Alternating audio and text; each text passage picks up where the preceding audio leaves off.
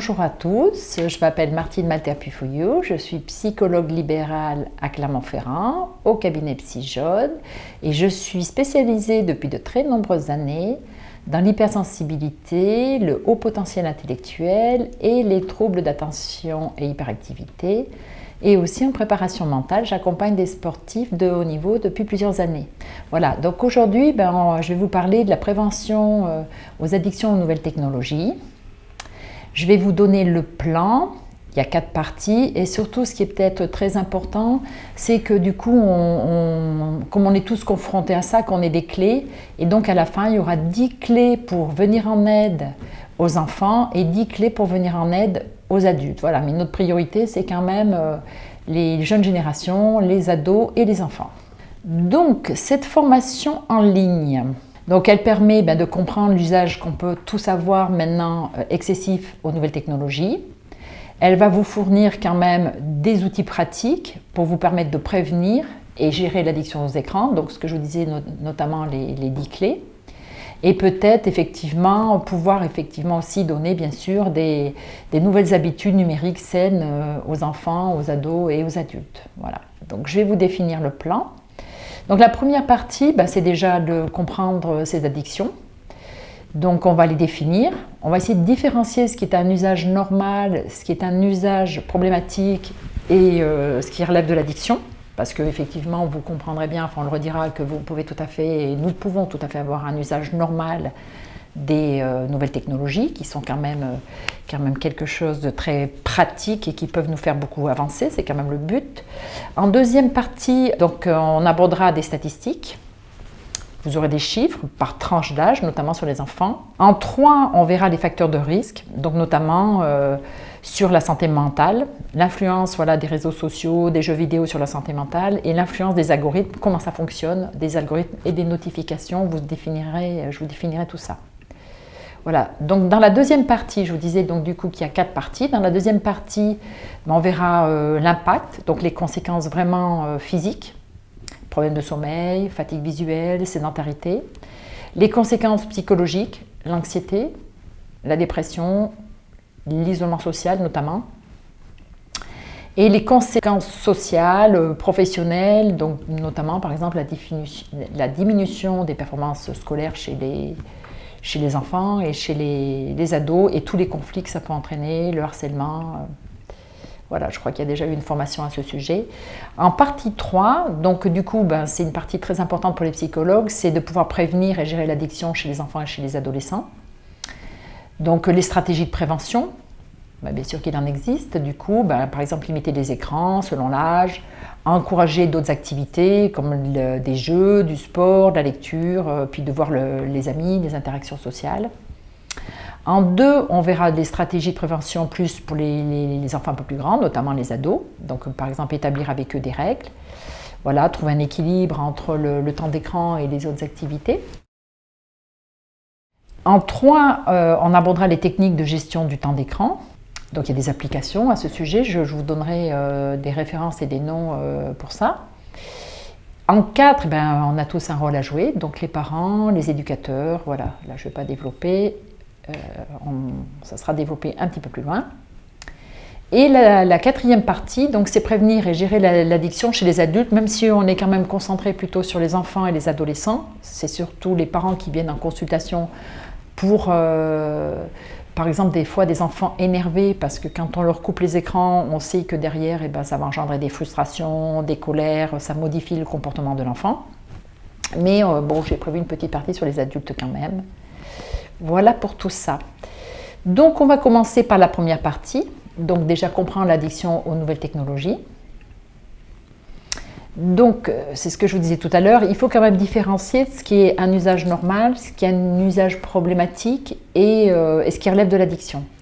Et en fait, on s'aperçoit que depuis le Covid, nos modes de fonctionnement, et notamment le confinement, nos modes de fonctionnement ont quand même beaucoup changé.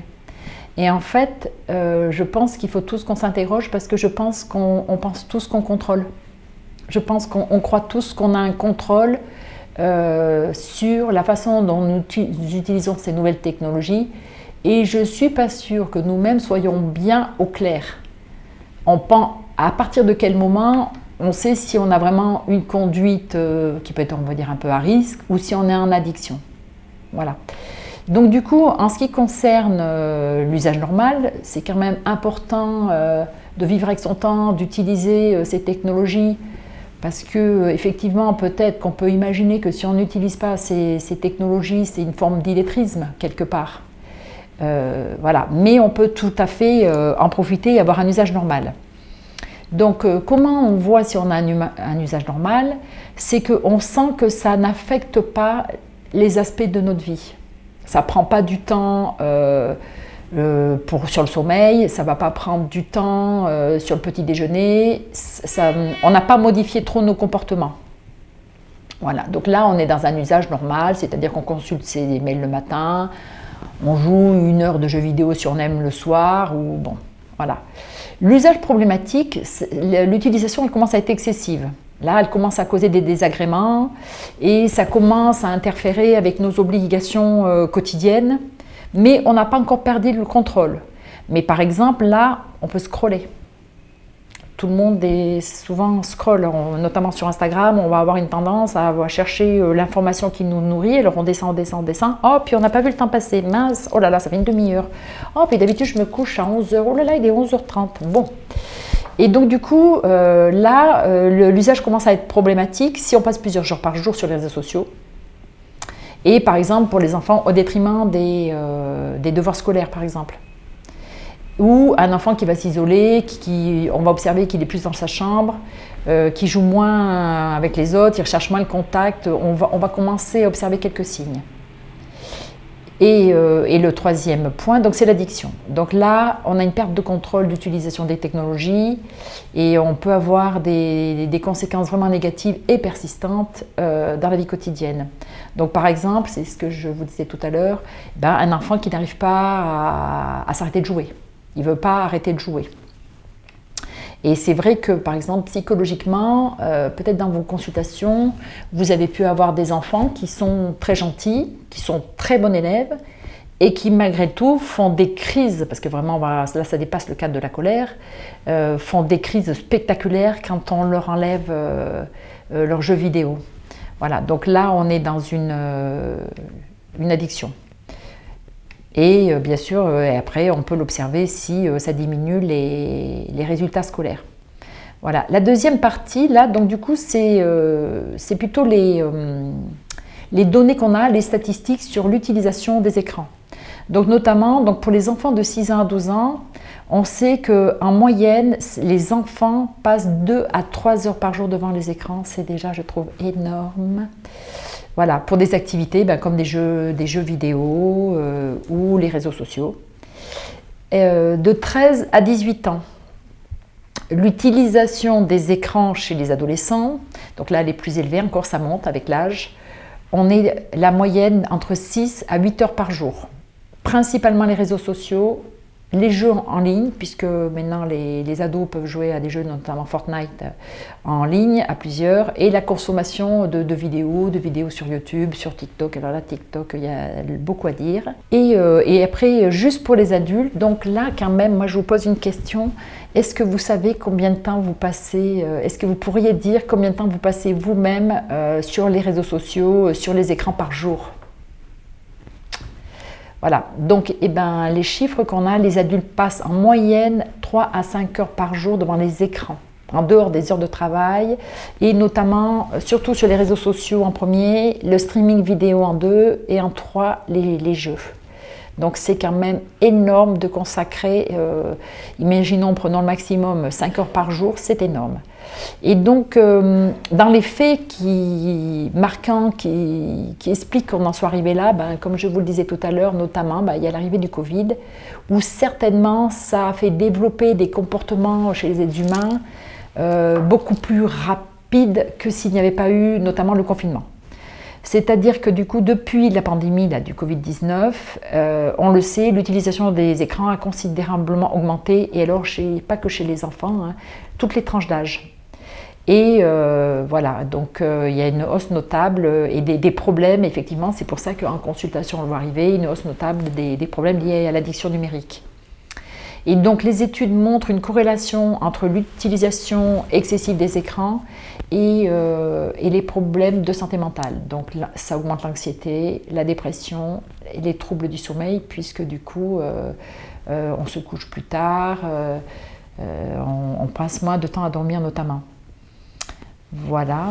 Et donc un fait majeur, c'est qu'on observe beaucoup de baisse de la concentration, de l'attention et des personnes qui viennent en consultation avec des troubles de l'attention assez importants. Et je pense que tous, on le voit dans notre vie de tous les jours, on voit dans la rue quand les gens marchent avec le portable, quand vous êtes au volant de votre voiture, quand vous êtes en ville. Je trouve que le manque de concentration se voit nettement, comme si les gens ils étaient dans leur bulle, eux avec leur portable. Ben, ça se voit, je sais que des fois il y a des stars qui le disent, ça se voit dans les trains, ça se voit au restaurant, tout le monde est scotché à son portable. Voilà, et notamment, donc on l'observe sur les performances scolaires et les performances professionnelles. Donc maintenant, les composantes addictives des technologies modernes. Donc en fait, comment sont conçus les réseaux sociaux? Donc les réseaux sociaux, ils sont conçus pour capter l'attention grâce à une technique. Donc il y a des notifications constantes. Donc en fait, le cerveau c'est comme si notre cerveau il avait une ligne droite, et en fait le fait de recevoir des notifications, on sort de ce qu'on est en train de faire. On est sur une activité, puis hop, on regarde la notification. Donc du coup, c'est toutes des méthodes pour capter l'attention. Donc les notifications, les likes, les partages, les commentaires, parce que du coup, effectivement, vous pouvez regarder quelque chose qui est un peu intellectuel, nourrissant, vous êtes concentré dessus, et en fait, vous allez dévier votre concentration, vous allez partir sur les commentaires en disant mais celui-là, pourquoi il met un commentaire négatif, c'est super bien. Bon, voilà. Et donc du coup, on sort de notre pensée vagabonde, notre attention vagabonde, on sort de notre chemin. Voilà. Et ça, toute cette méthode-là encourage l'utilisation fréquente et prolongée. Et donc, effectivement, le fait aussi de recevoir des likes, et c'est un mécanisme de récompense.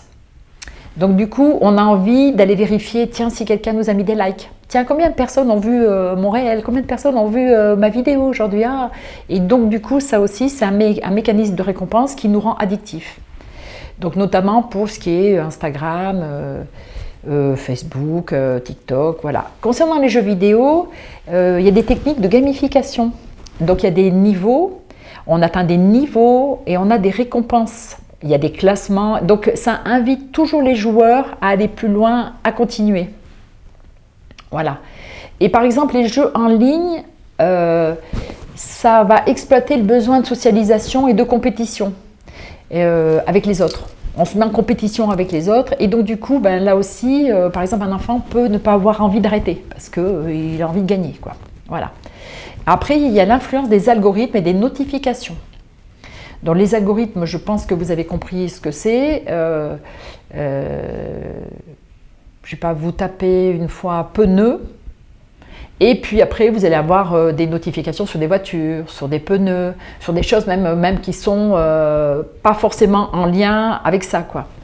Donc du coup, les algorithmes des réseaux sociaux et des plateformes de streaming, ils sont faits pour nous offrir du contenu, toujours plus de contenu, et un contenu qui va être beaucoup personnalisé en fonction de ce que vous aimez pour capter votre intérêt.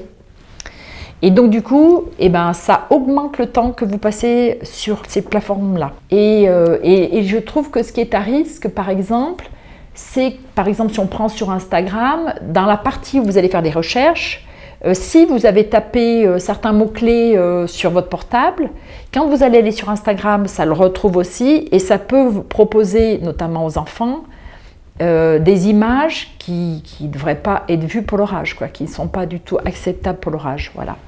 Et après, vous avez tout ce qui est notification push. Voilà. Donc celles-ci, ces notifications push, elles sont conçues pour interrompre les activités courantes. Voilà. Et ça ramène votre attention sur l'application ou le site web. Et ce qui fait que là, on a une tendance à toujours être en train de vérifier, quoi. Et par exemple, donc ces notifications push, elles exploitent le FOMO. Alors je vais essayer de le dire avec l'accent. Fear of missing out. Ça, c'est la peur de manquer quelque chose d'important. Par exemple, ça on le voit bien sur Instagram. On se dit, oh tiens, on va savoir qui c'est qui n'a pas publié, si quelqu'un n'a pas mis quelque chose.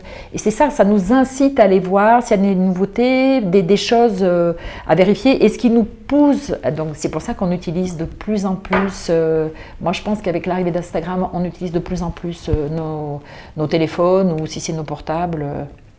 Ça nous pousse à aller dessus, quoi. Donc les conséquences physiques, donc ça bien sûr ça intéresse beaucoup certainement les psychologues. Alors effectivement on va trouver des problèmes de sommeil. Alors on le sait, hein, l'exposition prolongée aux écrans, en fonction aussi des lumières qui sont, donc ça crée par les yeux, ça crée une activité électrique et donc ça ne permet pas la libération de mélatonine, c'est même l'inverse. Voilà, donc du coup, ça perturbe le cycle naturel du sommeil. Voilà, par exemple, si on prend le cas des adolescents qui passent plus de 3 heures par jour sur les écrans, ils vont avoir souvent des difficultés à dormir, des insomnies et un réveil de moins bonne qualité. Déjà, au niveau cérébral, ça veut dire que le cerveau, il n'a pas beaucoup de temps de pause. Pas de moment où l'enfant se relaxe, est détendu. On n'a jamais rien dans sa tête, mais pas de moment où on a un calme mental, quoi. Et donc du coup ça crée une espèce d'agitation mentale qui se retrouve bien sûr dans le sommeil, quoi. Et donc il y a une étude qui a été faite à l'Université de Californie qui dit que du coup trop d'utilisation d'appareils électroniques avant le coucher, ça réduit la durée et la qualité du sommeil et ça effectivement ça augmente le risque des troubles du sommeil.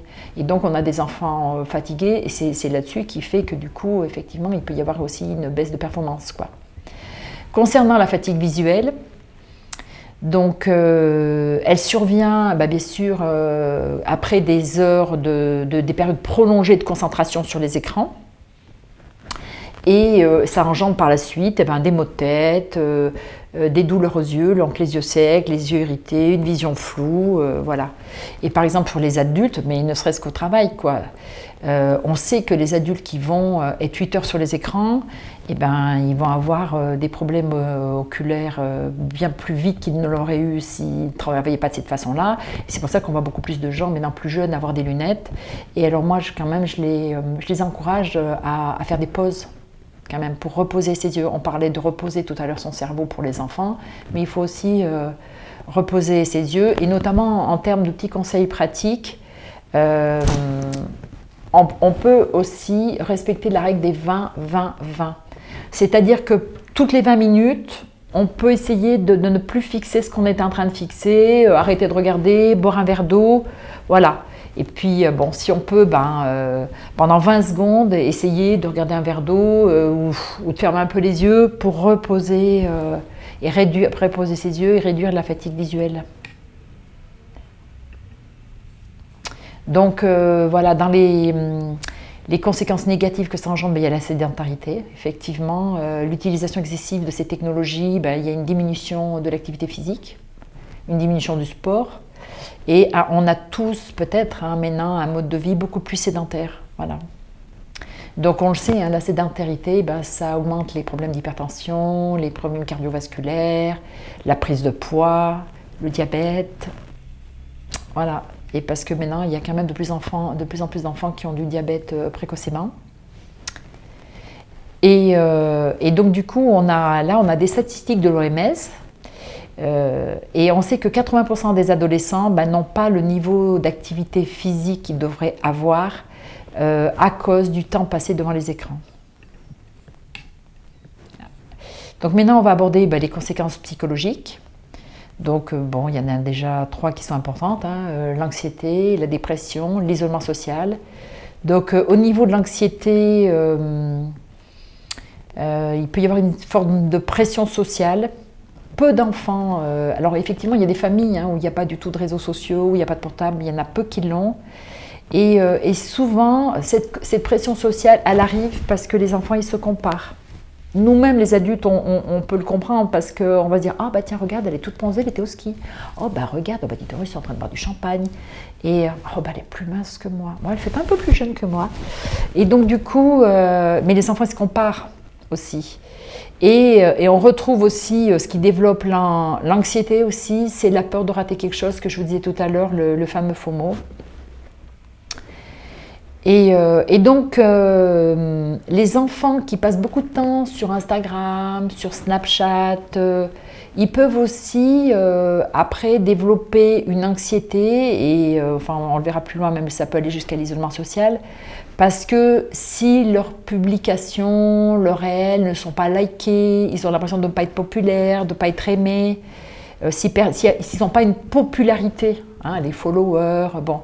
Et donc du coup, ils ont l'impression, oui, qu'on ne les aime pas, et donc du coup, ils vont développer une estime d'eux-mêmes assez négative. Et donc concernant la dépression, petit à petit, en fait, ça peut produire un isolement social, et cet isolement, moins d'interaction, et donc c'est ce manque d'interaction, ce manque de lien social qui conduit à la dépression.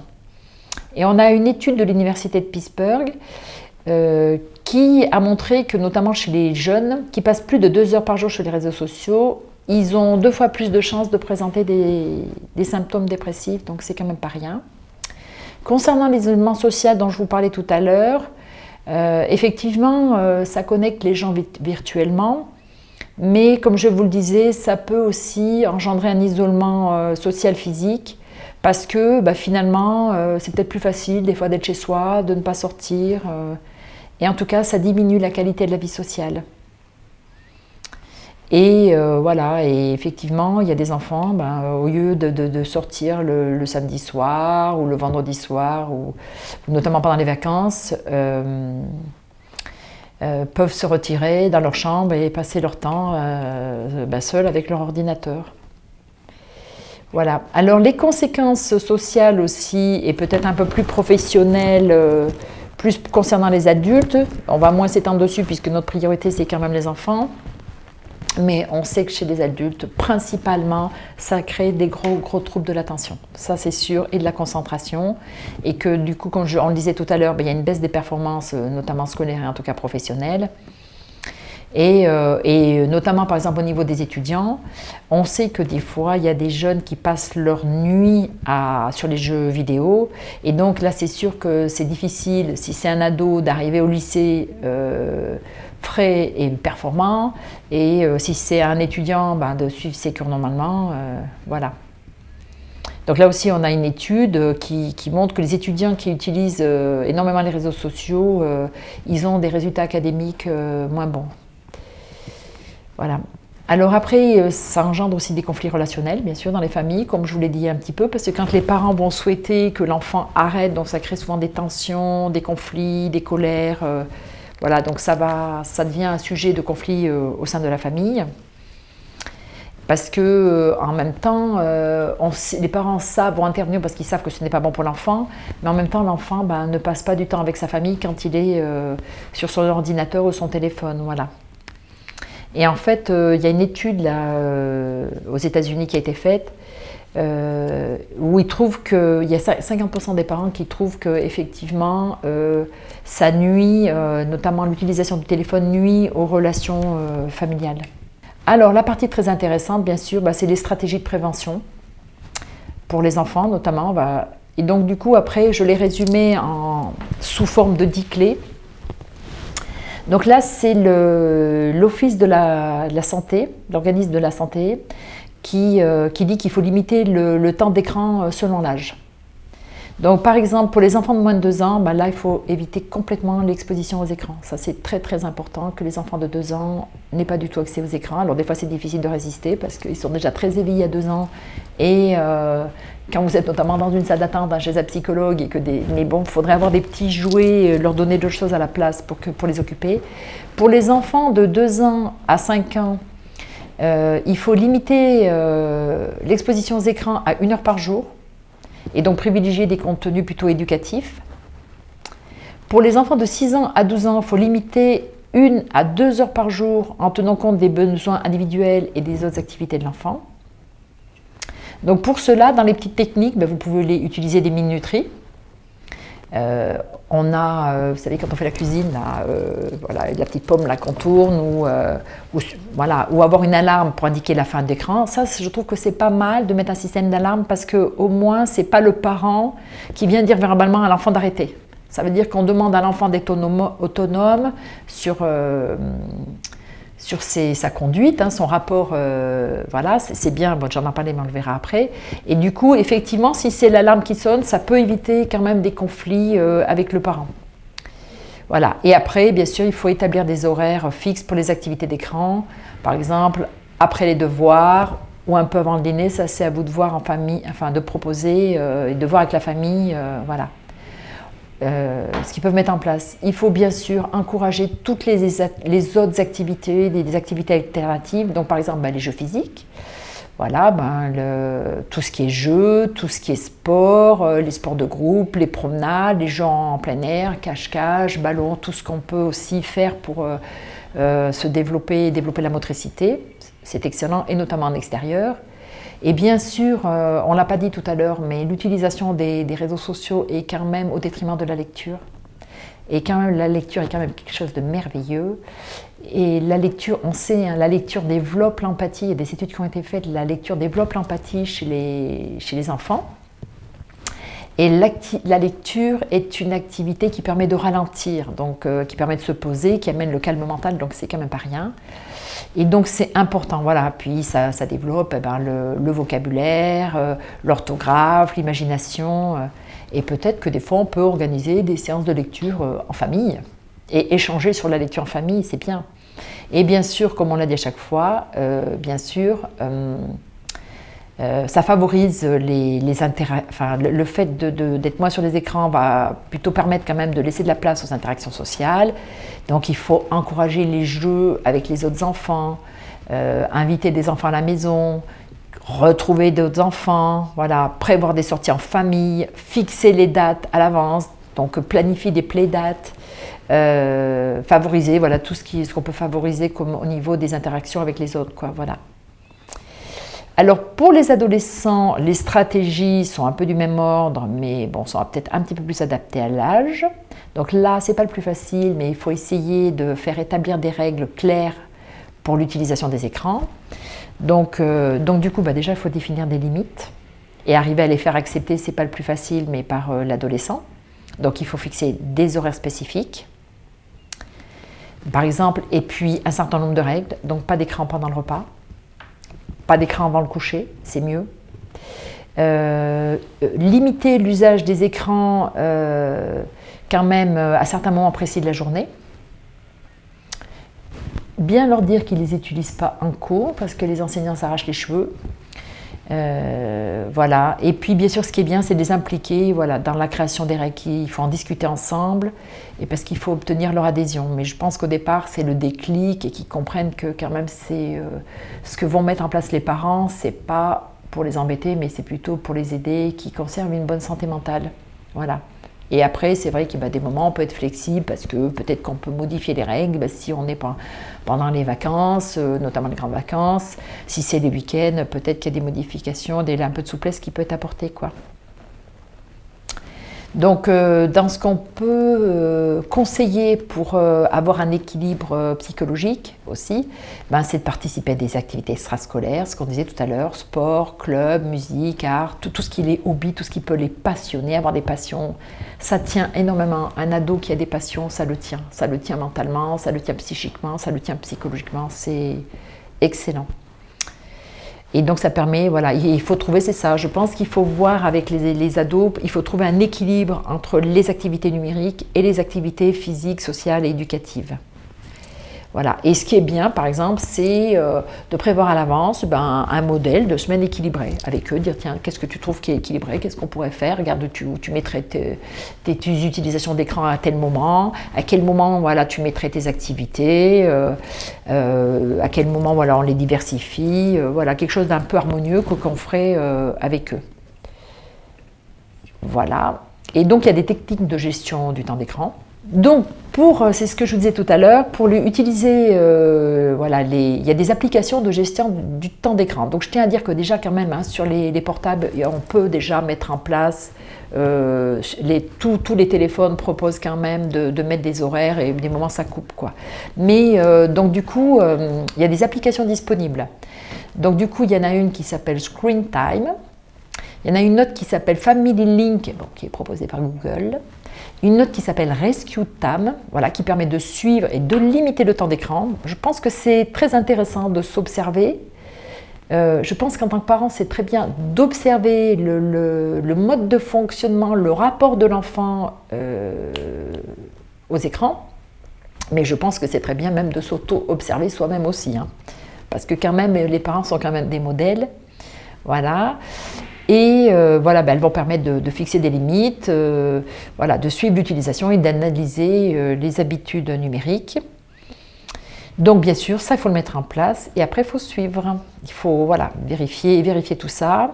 Donc il faut les configurer, bien sûr, il faut bien les configurer pour que l'utilisation soit efficace et regarder régulièrement les rapports d'utilisation de l'enfant et puis peut-être après discuter avec l'enfant, l'ado, réajuster, voilà.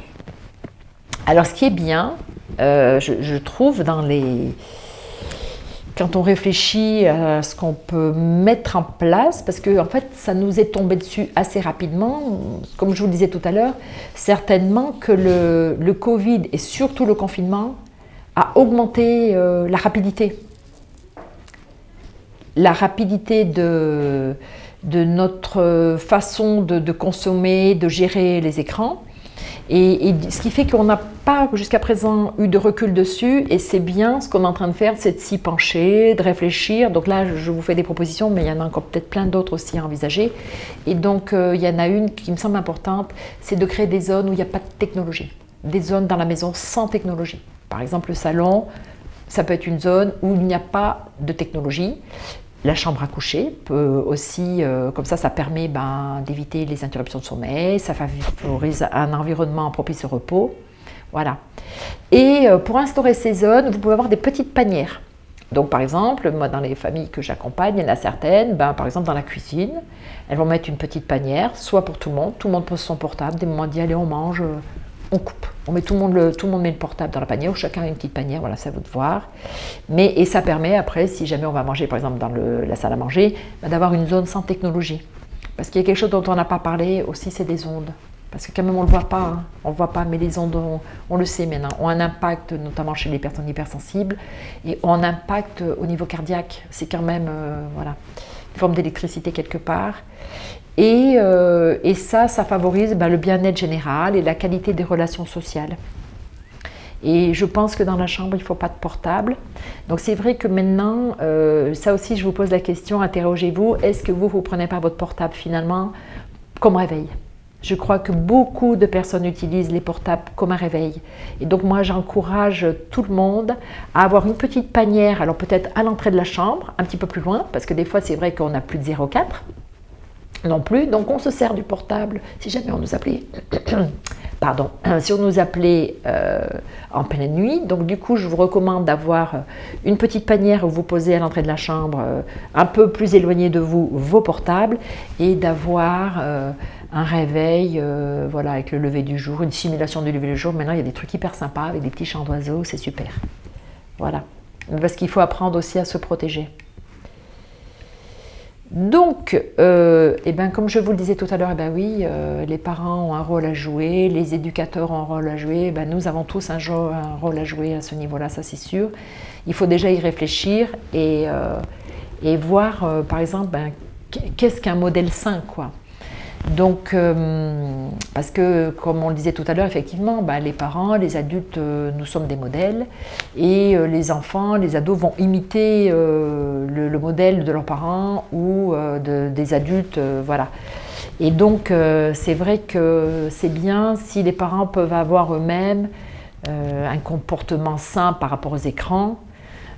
Parce que moi ça m'est arrivé en consultation, mais on me le dit pas tout de suite, on amène l'enfant parce qu'il a une conduite addictive aux jeux vidéo, mais que finalement au bout de la 3e séance, ça c'était il y a quelques années, maintenant je suis un petit peu plus rodée, où finalement en posant une petite question, je découvre que le père est lui-même addict aux jeux vidéo. Donc je trouve qu'on ne peut pas reprocher à un enfant une mauvaise conduite et avoir soi-même une mauvaise conduite. Donc du coup, des fois il y a peut-être un petit travail familial à faire un peu plus global. Voilà. Tout ça est une question d'équilibre. Et du coup, effectivement, on peut dire à l'enfant, tu vois, je m'étais aperçu que moi, je scrollais tous les soirs. Au lieu de me coucher à 23h, je me couchais à 23h30. Dire, moi, je me suis dit, non, ça y est, j'arrête. À 23h le soir, je ne scrolle plus. Donc, du coup, l'enfant, ça peut être un défi familial. Voilà. Et puis, ça encourage une approche familiale, collective de ça. Donc, concernant cette partie, donc elle concerne le dialogue, ce qu'on dit de toujours parler avec les enfants, avec les adolescents, de l'utilisation des technologies. L'importance du dialogue, déjà, de toute façon, la communication, c'est quand même ce qu'on fait de mieux. Mais par rapport à ça, effectivement, on n'a pas eu jusqu'à présent trop de recul par rapport à notre usage de ces technologies. Et c'est bien de prendre un temps pour y réfléchir. Donc ça permet que les gens se sentent à l'aise, les enfants se sentent à l'aise sur ce sujet, qu'ils parlent de leur expérience, et puis de s'ils veulent se mettre des défis. Et puis du coup, peut-être qu'ils peuvent comprendre mieux le fonctionnement, parce qu'un adulte va davantage mesurer les conséquences de ces technologies, alors qu'un enfant, c'est compliqué pour un enfant de comprendre jusqu'où ça va. Là, c'est ce qu'on discutait un peu, mais en groupe, on avait abordé le dark web. Ils savent un peu, les enfants, mais quand ils sont tout petits, 6 ans, 7 ans, 8 ans, un enfant, il ne sait pas ce que c'est que le darknet. Voilà, par exemple. Donc ça, c'est des choses qu'il faut aborder avec eux pour qu'ils aient conscience un peu vraiment des vrais dangers, quoi. Donc c'est bien d'avoir des discussions de façon régulière. Pas que ce soit fait une fois, puis on croit que c'est acquis, de revenir régulièrement là-dessus, sur les impacts de ces nouvelles technologies, et puis même des nouvelles tendances, parce que ça va tellement vite, on n'arrive même pas tellement à suivre, quoi. Et leur dire qu'on peut tous avoir une façon de gérer ces technologies de façon responsable pour qu'on reste tous bien dans la société, et puis bien chez soi, quoi. Voilà, et donc de bien éduquer sur les dangers en ligne, donc comme on disait, le dark web, le cyberharcèlement, comme on le disait tout à l'heure, malheureusement, les contenus inappropriés que vos enfants peuvent avoir à cause des algorithmes sur, par exemple, notamment Instagram, et surtout comment y faire face. Ça, c'est sûr qu'il faut trouver des solutions pour qu'ils n'aient pas des contenus inappropriés. Ce qui est quand même très très grave, puisqu'on sait que maintenant, un enfant voit une image porno avant l'âge de 8 ans. Et puis établir un climat de confiance autour de ça sans qu'il y ait vraiment une escalade de punitions et de réprimandes sévères. Je pense que le dialogue, c'est ce qu'on fait de mieux, la compréhension, le dialogue, le partage, plutôt que des moments de les punir sévèrement. Voilà. En fait, comment on peut repérer il faut apprendre à s'auto-évaluer. Ça, c'est tous, on est tous concernés, il faut tous s'évaluer. C'est ce que je vous disais tout à l'heure, interrogez-vous vous-même pour voir si vous êtes sûr, que vous êtes au clair avec votre usage de ces technologies. Moi, à mon avis, non, mais bon, voilà. Donc l'importance de l'auto-évaluation, voilà, elle permet aux individus de prendre conscience de l'utilisation des technologies et d'identifier leur comportement problématique, voilà, y compris nous-mêmes. Donc dans les signes d'addiction numérique, bien sûr, il y a le temps passé en ligne. Donc ça, effectivement, vous pouvez très bien vous faire comme une petite fiche et sur une semaine. Et puis chaque soir, vous regardez si vous êtes sur votre portable le matin, si vous l'êtes dans la matinée, si vous l'êtes sur le temps du repas de midi, si vous l'êtes un peu dans l'après-midi, les heures où vous l'êtes, peut-être pas le temps des repas, mais est-ce que franchement le soir, est-ce que vous arrivez à regarder, interrogez-vous, un film sans aller regarder votre portable ? Ça, je trouve que c'est un signe, parce qu'il y a quelques années, en consultation, les gens me disaient, avant, j'arrive à regarder un film, je posais mon portable. J'étais indignée même par les gens qui, au cinéma, allumaient leur portable pendant qu'il y avait un film génial qui passait. Et les gens, maintenant, les patients me disent au cabinet, des fois, je ne peux plus regarder, je regarde un film, il est intéressant, mais ça ne fait rien, il faut que je regarde. Voilà, on revient sur le fameux FOMO, je ne peux pas m'empêcher de regarder quand même mon portable. Donc ça, c'est un des signes. Donc l'impact sur la vie quotidienne, donc notamment la concentration dans tous les moments de la vie, que ce soit au travail, que ce soit à la maison. La télé, c'est un signe. Si vous n'arrivez pas à regarder même un film qui vous intéresse sans aller sur votre portable, c'est que vous êtes au début en train de développer un trouble de l'attention. Voilà, et puis le fait de laisser tomber certaines activités, ne plus lire, ne plus faire de sport, peut-être moins écouter de musique aussi.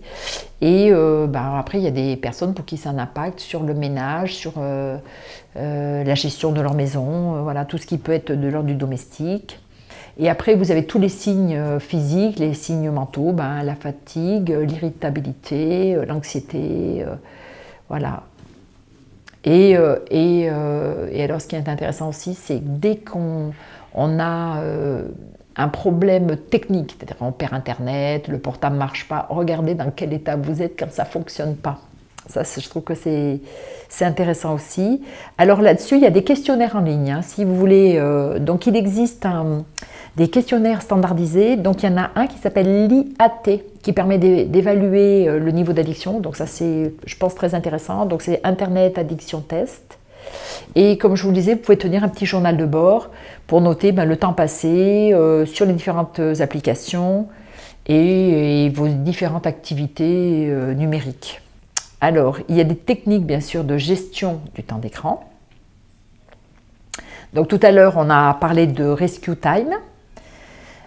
Donc, ça permet de voir, ça suit nos utilisations d'applications et les sites internet sur lesquels nous allons, donc même par exemple au niveau des enfants, et ça donne un rapport détaillé sur le temps passé.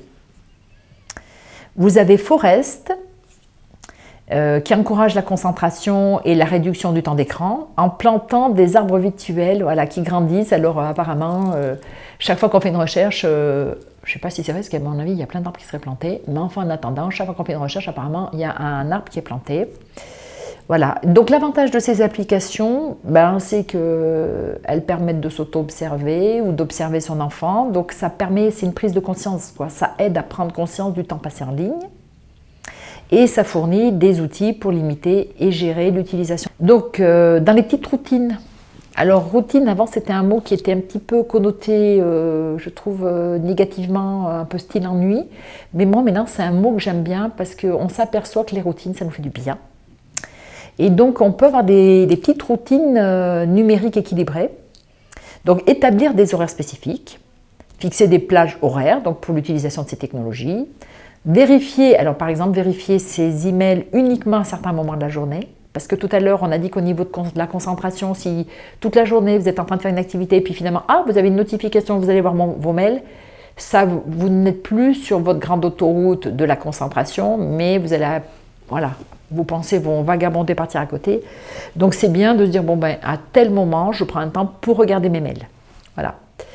Il faut, on l'a dit, éviter l'utilisation des appareils numériques au moins 1 heure avant d'aller se coucher. Voilà, ça, le sommeil s'en trouvera, la qualité du sommeil sera bien supérieure.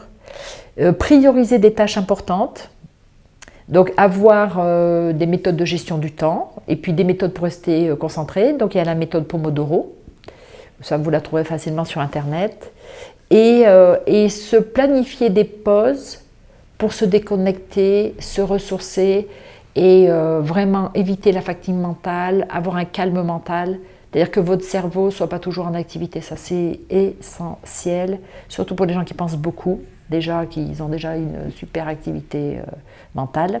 Donc, il y a des techniques de relaxation et de pleine conscience, évidemment. Donc, des exercices, voilà, je ne vais peut-être pas trop les développer là, mais des moments, tiens, prenons l'exemple du repas. Effectivement, on peut inviter tous les parents à le faire et qui eux-mêmes peuvent le pratiquer avec leurs enfants.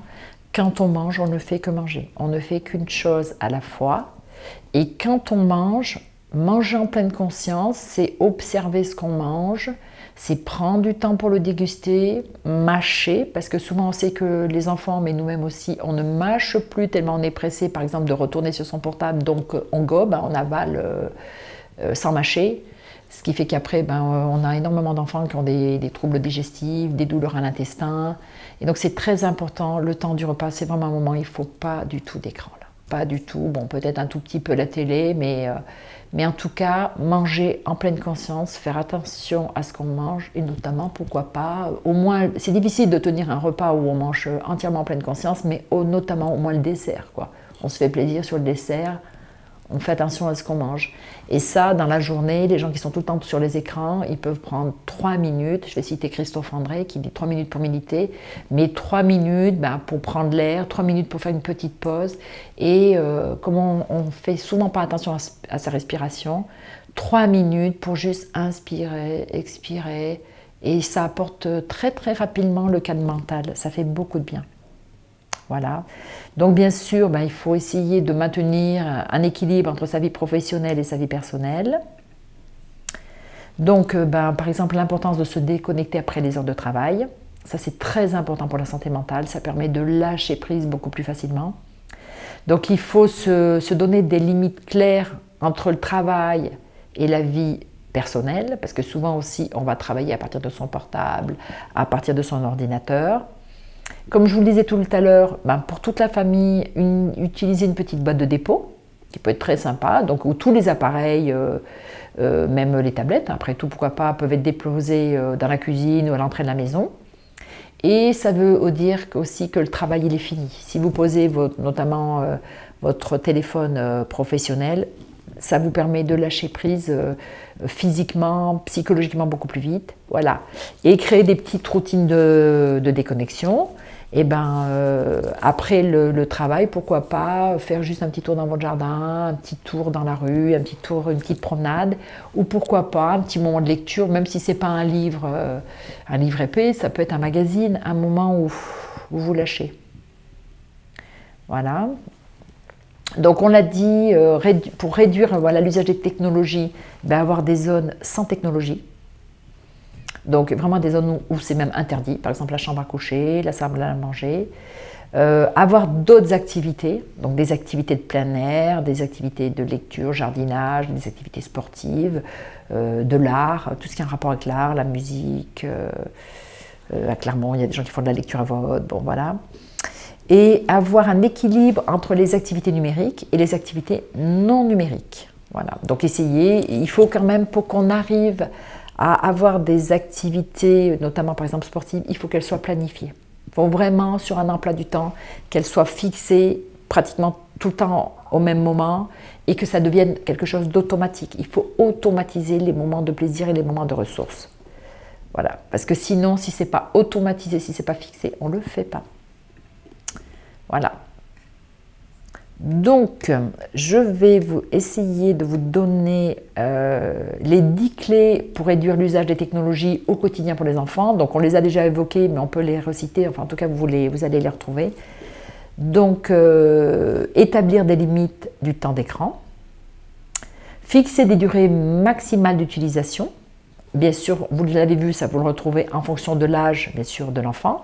Donc, par exemple, 1 heure pour les enfants de 2 à 5 ans, franchement, c'est même presque trop, je trouve. Moi, avant 5 ans, je dirais non, mais bon, normalement, c'est ce qu'on dit l'Office de la santé. Voilà.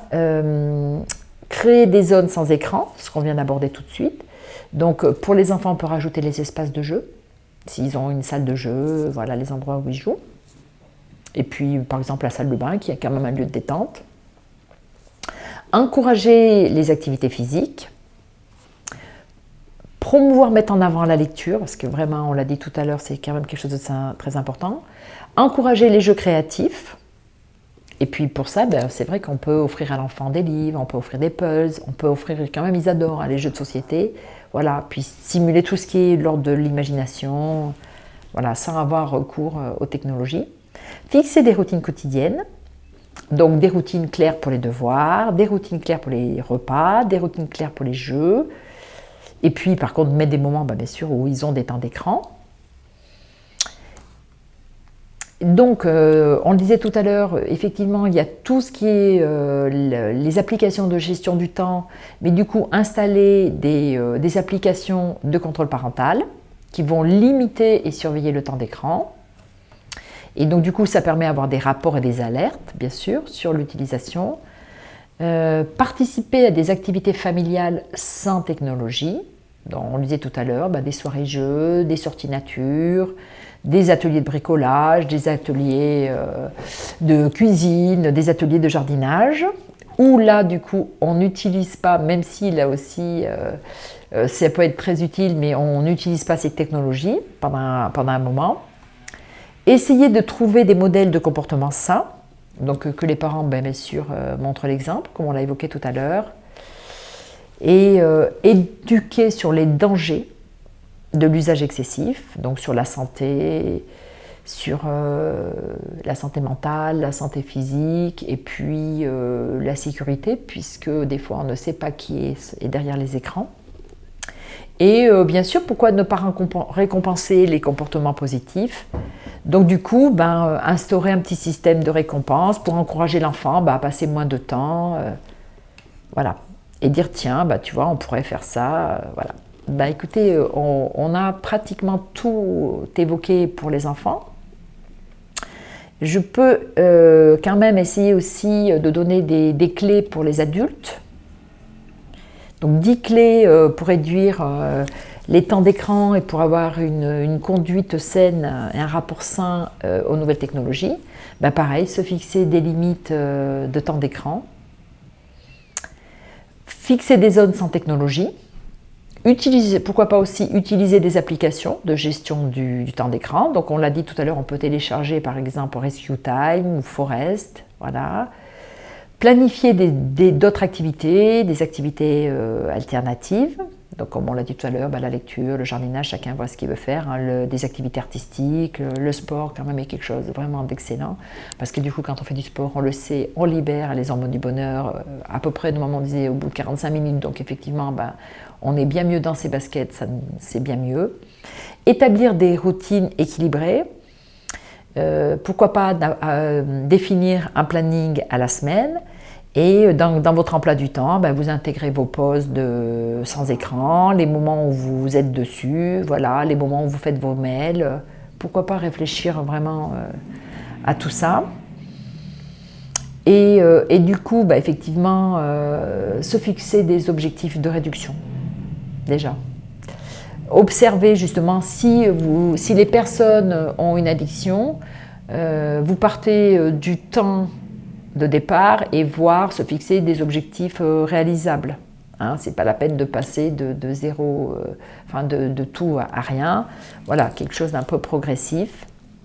Et puis suivre les progrès de la personne, encourager, se déconnecter après les heures de travail.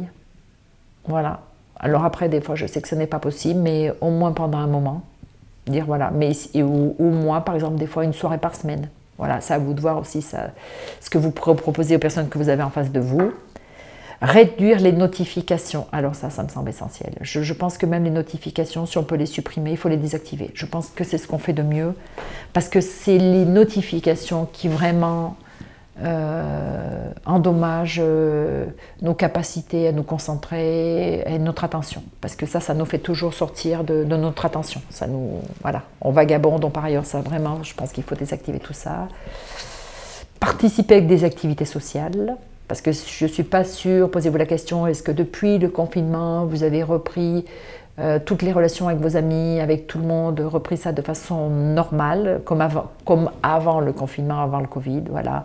Et puis bien sûr, avoir des moments de pleine conscience qui permettent énormément de réduire le stress, voilà. Il y a des méthodes pour ça, le MBSR, ça permet de réduire, la méditation de pleine conscience permet de réduire énormément le stress, donc avoir des moments de pause et de pleine conscience, quand vous êtes en train de manger, quand vous prenez votre douche, vous ne faites que prendre votre douche et puis vous regardez l'impact de l'eau sur votre corps. Et si vous pouvez même au travail, des moments, avoir ne serait-ce que 3 minutes pour vous déconnecter et faire attention à votre respiration, ça fait beaucoup de bien. Voilà pour ça. Ensuite, donc du coup, on a mis, vous aurez les centres d'aide et les associations d'aide en France. Donc je ne vais pas toutes vous les citer, mais vous les trouverez, il y en a vraiment, je ne sais pas, à peu près au moins une dizaine. Donc par exemple, je peux peut-être en citer une, il y a des sites internet, il y a des consultations gratuites pour les jeunes et leurs familles, il y a des téléphones verts, voilà, vous verrez toutes ces consultations pour les jeunes, pour les consommateurs, voilà. Et même maintenant, par exemple, Voilà, il y a drogue info service parce que finalement c'est considéré comme une addiction aussi, parce que ça prend les mêmes circuits que les drogues. Au niveau des téléphones, il y a Fil Santé Jeune, il y a un numéro vert, vous verrez, on vous a mis un numéro vert, il y a un site web, il y a plusieurs sites web, voilà. Une bibliographie sera remise également. Qu'est-ce qu'il y a d'autre? Voilà, à nouveau aussi, on a retrouvé plusieurs, donc on a fait une page pour tous les numéros gratuits. Et effectivement, il y a des documents téléchargeables, des documents en ligne qui sont très importants. Il y en a une dizaine avec des sites. Voilà, comme il y a, par exemple, tout de suite, je vous ai parlé de Drogue Info Service, mais il y a Adocène, voilà, qui prévient. C'est une association pour la prévention des risques et des addictions chez les jeunes. Il y a Jeunes et Médias. Il y a Description, voilà, qui est un portail d'information pour aider les jeunes et les parents à mieux comprendre les médias et les nouvelles technologies. Et voilà, il y a Guide Parler des écrans, Fédération Addiction, Dossier Addiction aux jeunes, voilà, qui est fait par Psychologie, peut-être Magazine. Donc du coup, vous verrez, il y a beaucoup de sites avec des documents téléchargeables et puis des liens utiles, voilà. Et bien sûr, il y a une brochure qui est faite par l'INPES, l'Institut National de Prévention et d'Éducation pour la Santé. Voilà, écoutez, j'espère que tous ces conseils vous auront été utiles. Je crois qu'effectivement, il y a des générations qui ne sont pas nées avec le portable et qui peut-être, justement, comme pour eux, il y a un avant et un après, ont peut-être plus de contrôle et de recul par rapport à l'utilisation des nouvelles technologies. Mais les jeunes qui sont vraiment nés avec le portable, je ne suis pas sûre qu'ils aient tous un recul et puis qu'ils se rendent compte de l'impact. Donc la démarche, déjà si ces personnes viennent en cabinet, peut-être pas conscients du problème, mais vous allez pouvoir peut-être mieux le repérer maintenant. Parce qu'effectivement, quand on vous amène en consultation un enfant pour des crises importantes, on va le mettre sur une échelle de 1 à 10, que l'enfant fait des crises à 10, il s'énerve, il jette des choses, il casse des choses dans la maison, ils peuvent même insulter leurs parents. Les parents vont penser que c'est lié à un problème de respect, que l'enfant ne les respecte pas.